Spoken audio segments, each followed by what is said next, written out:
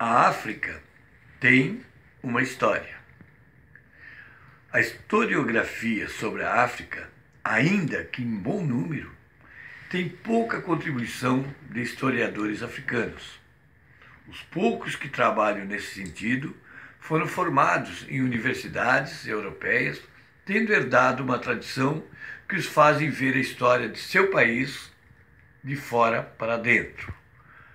A cultura africana é, sem dúvida, programada mais oralmente. Principal meio de comunicação do continente ainda é o rádio. A história da África pode ser dividida em três grandes fases. Primeiro, o interesse do Oriente no comércio com grandes reinos africanos. Segundo, a África volta-se para o Ocidente a partir do século XV.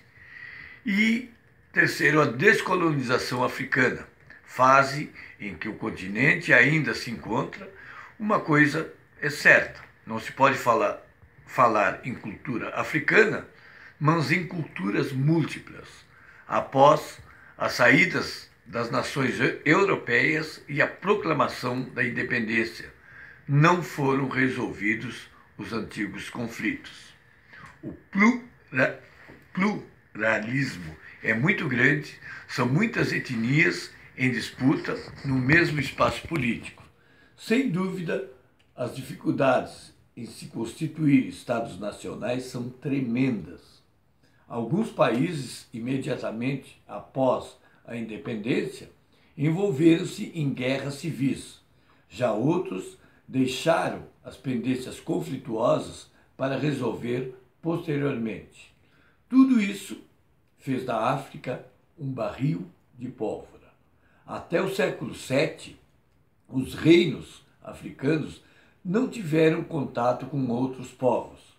A partir desse momento, entretanto, os árabes os alcançam, trazendo consigo o islamismo e o comércio. Três grandes reinos se desenvolveram na África: Gana, Mali e Songhai. O último assumiu o califado do Sudão. Após aderirem o Islã, embora as religiões de adoração aos elementos da natureza ainda persistem, certo sincretismo é notável. O comércio com o Oriente intensifica-se, mais ainda, tendo a África vivido um período de relativa prosperidade. Os principais itens comercializados eram o marfim, a noz de cola e os escravos, provenientes dos africanos, os quais eram trocados por tecidos, cobre e pérolas. O Brasil, assim como a Unesco, foram imprescindíveis para começar a contar a história da África. O Reino de Gana foi provavelmente fundado durante o século IV de nossa era. Entretanto, foi somente no século VII que o reino ganhou representatividade, principalmente devido às suas minas de ouro, fato que chamou a atenção dos árabes. Quando o comércio com os árabes se intensificou, Gana instituiu um responsável, uma espécie de ministro do comércio, para controlar, através de taxas, as operações de importação e exportação.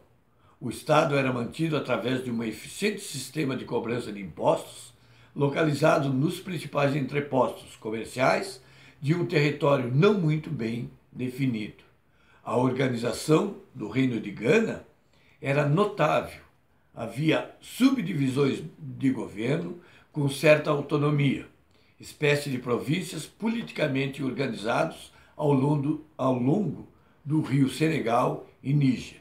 As principais atividades eram a agricultura, a mineração, a pecuária e o comércio com os árabes. Gana foi mantendo sob o governo de berberes e dos muçulmanos até 1240, quando o rei do Mali, Sundiata Keita, acabou por conquistá-lo. O Reino de Mali, já no Reino de Mali, o Império Mali foi um estado da África Ocidental perto do rio Níger, que dominou a região nos séculos 13 e 14. De 13 impérios consecutivos, este foi o mais extenso territorialmente, comparado com o Songhai e o do Ghana. O império alcançou o auge no início do século XIV, durante o governo de Mansa Musa, que se converteu ao Islã, e Mali controlava as rotas comerciais transarianas na costa sul ao norte. Em sua peregrinação a Meca, esse soberano fez-se acompanhar de uma comitiva com 15 mil servos, com 100 camelos e expressiva quantidade de ouro. Em seu retorno, determinou a construção de escolas islâmicas na capital, a cidade de Tombucto, que, próspero centro comercial, tornou-se também um centro de estudos religiosos. Mali tornou-se famoso devido à imensa riqueza obtida através do comércio com o mundo árabe. No século XV, o Império de Mali começou então a declinar. O reino de Songhai, do início do século XV até o final do século XVI, Songhai foi um dos maiores impérios africanos da história. Este império tinha o mesmo nome do seu grupo étnico líder, o Songhai. Sua capital era a cidade de Gao, onde um pequeno estado, Songhai, já existia desde o século XI. Sua base de poder era sobre a volta do rio Níger. Em 1325, quando Mansa Musa volta à peregrinação a Meca, submete pelas armas o reino de Songhai à dominação de Mali.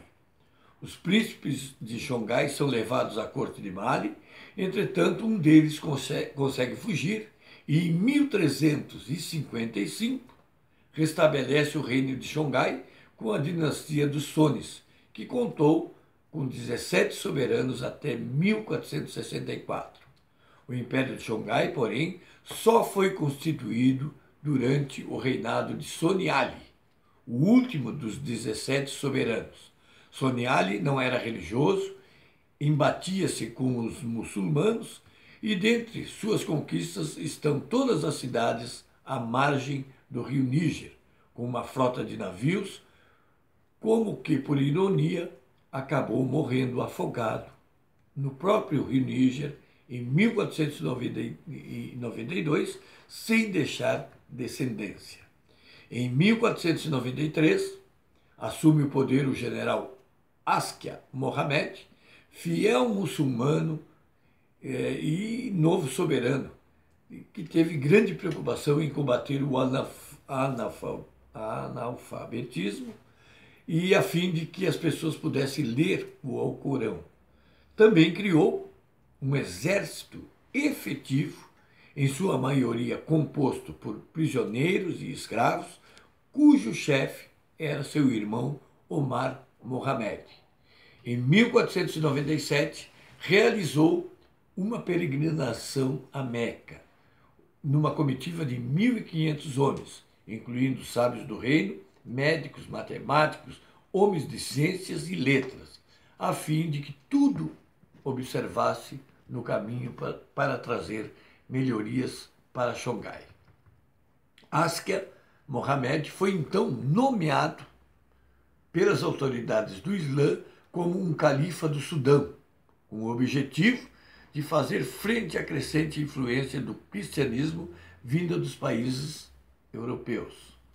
Coube ainda a esse soberano unificar o sistema de pesagem do reino, a criação de um sistema bancário e um financiamento e reformas do campo da educação, com criação de escolas superiores, de Universidade de Sancoré, da orientação laica, e seu filho mais velho acabou dividindo o país em guerras civis e depondo, posteriormente, o seu pai.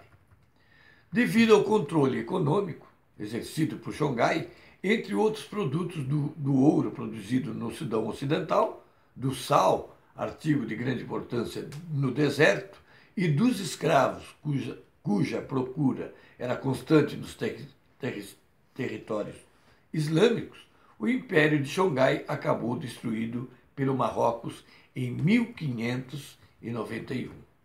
Sobre missionários europeus da África, podemos dizer o seguinte, que a partir de 1830, diversos missionários, fundamentalmente ingleses, adentraram ao continente africano, principalmente Libéria, Costa do Ouro e Nigéria, num esforço de evangelização dos povos. Eram anglicanos, metodistas, batistas e presbiterianos. Também alguns luteranos e calvinistas alemães, a serviço da Sociedade Missionária de Londres, se dirigiram para as cercanias da fronteira do Cabo, trabalharam junto aos povos Khois e Tzuana, ao norte do rio Orange.